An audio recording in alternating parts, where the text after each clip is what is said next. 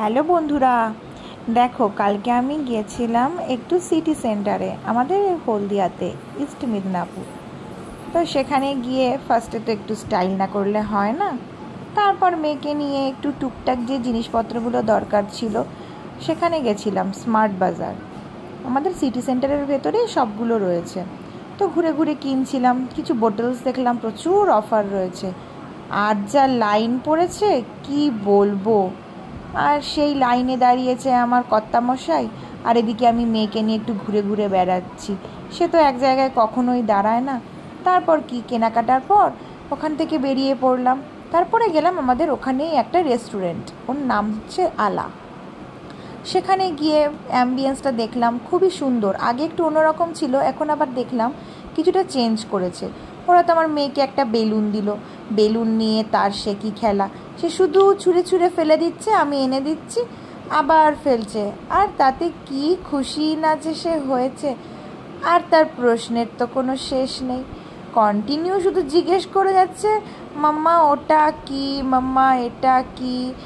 আর আমি তো প্রশ্নের উত্তর দিয়েই যাচ্ছি, আর একই প্রশ্ন ওর বারবার, কোনটা উত্তর দেব আর কোনটা উত্তর দেব না, ও শুধু জিজ্ঞেসই করে যায়।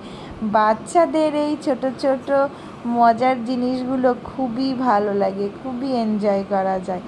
মানে বলে না, একটা বাচ্চা যদি সাথে থাকে না, সময়টা কীভাবে বেরিয়ে যায় বোঝাই যায় না। তারপর আমরা কিছু খাবার অর্ডার করেছিলাম, আর খাবার আসার আগে মুহূর্তে কি করব বুঝে পাচ্ছিলাম না। তাই কর্তামশাইকে বললাম, তুমি একটু ভিডিও করে দাও তো আমার আর মেয়ের। দিয়ে ও একটু ভিডিও করে দিচ্ছিল, চারিপাশটা দেখাচ্ছিল যে কেমন কি সব রয়েছে আশেপাশে। আর পেছনে আমাদের অনেক লোকও ছিল, আমরা যেদিকটায় বসেছিলাম ওদিকটা একটু ফাঁকা মতন ছিল। তো তারপর কি খাবার আসার অপেক্ষা করছিলাম, আর আমার মেয়ে কী করছে দেখো, বসে খুটখুট করেই যাচ্ছে। তো তারপরে খাবার এলো, আমরা একটা চিকেনের আইটেম অর্ডার করেছিলাম আর একটু চিকেন মোমো অর্ডার করেছিলাম। আমরা স্ন্যাক্স খেতেই ওখানে গিয়েছিলাম।